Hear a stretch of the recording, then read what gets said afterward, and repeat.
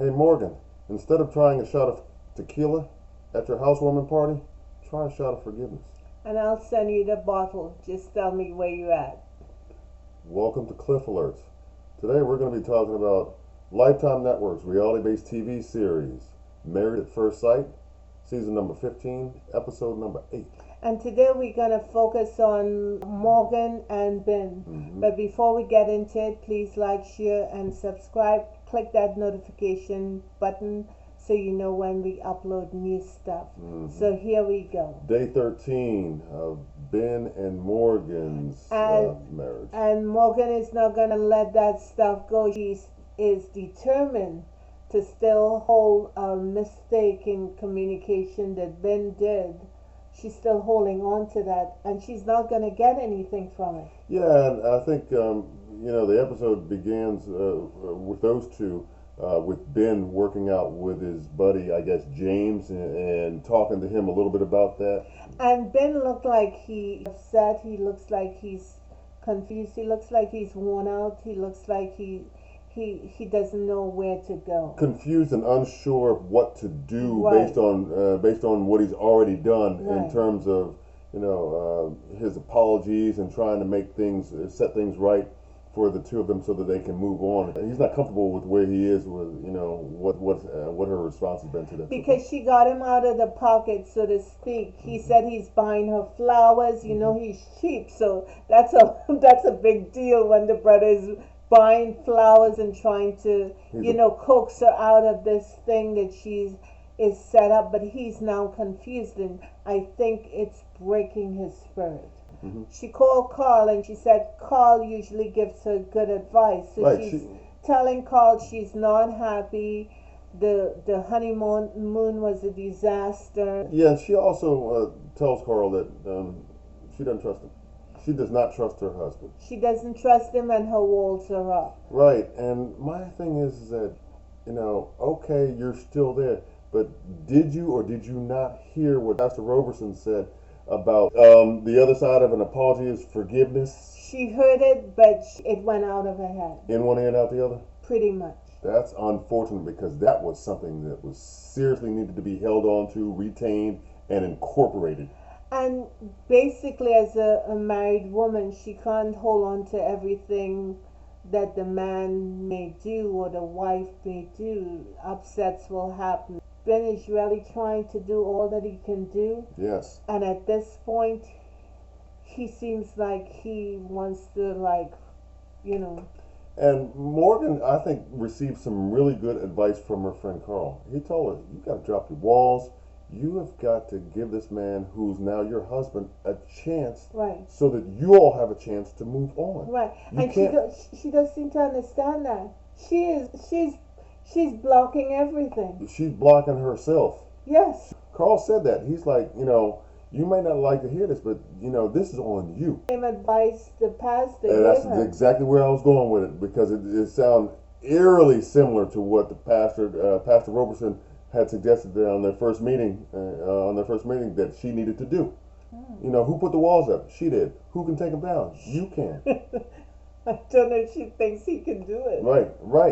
Or waiting for him to do it, to I guess regain her trust, I guess, in some way. But I don't know what the benefits of with her doing it. Seem like she has reverted back to her old single days situation, and She's mind no you, longer it's just single. 12 days in here. Right. But I just thought that she will be a little more open-minded. She's really closed off, and she's closing off everyone. And if she doesn't get a hold of herself, she's gonna look up, and most of her friends will be gone, because people disappoint people at certain times in their life, and you can't really hold on to that. You just gotta keep it moving. To me, there's nothing that can be gained constructively by her harboring resentment and unforgiveness. Right. The show told them that they need to have a party for their friends. Right. And their Housewarming theme party. was tequila and tacos. Boy, and they try to get it turned up, y'all.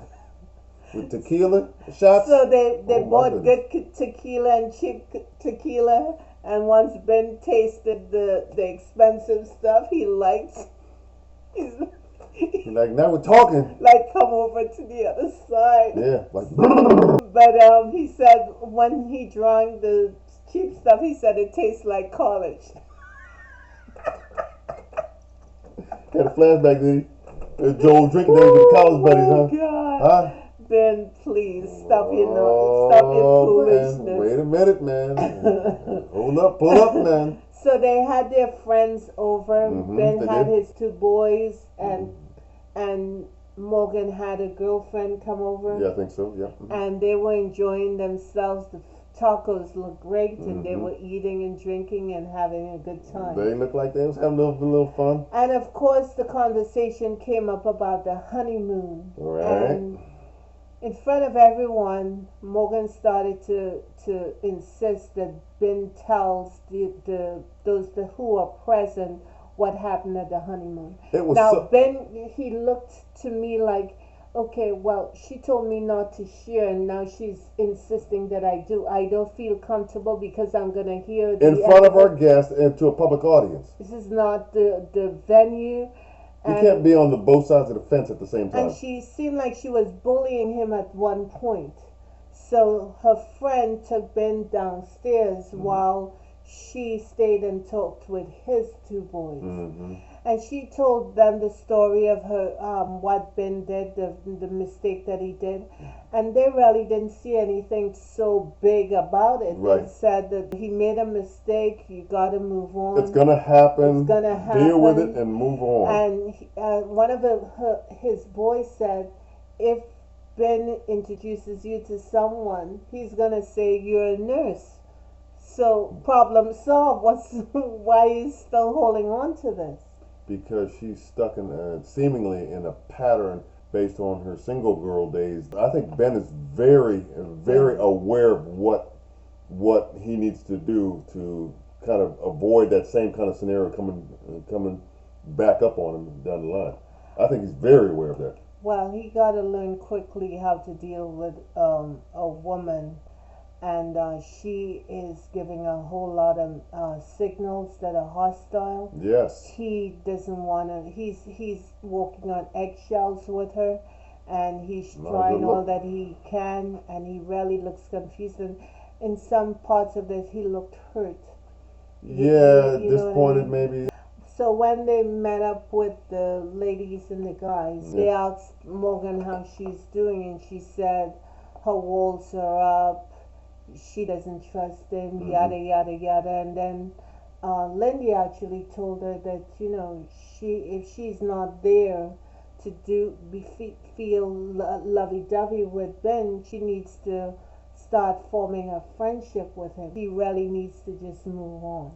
Yeah, I think Lindy tried her best to be encouraging and to offer some kind of support to Morgan, and I think it was a good gesture on her part. But from my end, it just seems like Morgan has made up her mind in a sense that this is where she is right now and how she wants to proceed. And if that is indeed the case with that kind of rigidity, she is setting herself up, in my opinion. Well, it's pretty much a wrap if she's going to stay there, because trust and believe he's going to make another mistake, and then what? And she's not talking about the mistake she has made. No, she's focusing on She's just focusing on him. Pointing the finger, But 12 the finger days, of accusation at him. 12 days in, you trust and believe she has made some mistakes as well. Yeah, I just think that this is not going to go well if she continues down this path, and if she does not incorporate and put into a plan of action the thing that Pastor Roberson told her to do. Well, she's going to end up by herself, that's all. Especially when she's, been waiting, I think, all of her life to be... Yeah, she and the cat, he's trying to warm up to the cat. Right. And he said the cat is hissing mean. at her, yeah, hissing at him. But get some treats. Yeah, that's a good place to start. Right. Then, you know what I'm saying? I mean, you got two divas in the house, Lord have mercy, and they're acting up. Both of them. Brother better figure out something quick. Anyway, that's all we have. We wish them well. Yeah, they need But some serious help. You really can't go anywhere if you don't forgive, because then a root of bitterness starts, activating, and then you're really done at this You point. can't drive your relationship car forward if you're looking in the rearview mirror the whole time. Yeah, and I personally had to learn that. Anywho, we'll see you in the next bit. Have a good one. Peace, blessings, and a whole lot of joy. Yeah, if anybody else needs to try that shot of forgiveness, by all means, I recommend it. It works. Amen. I didn't know you were a pastor. I'm not, but if you want to contribute to the No. collection plate, I'll take the donation. No.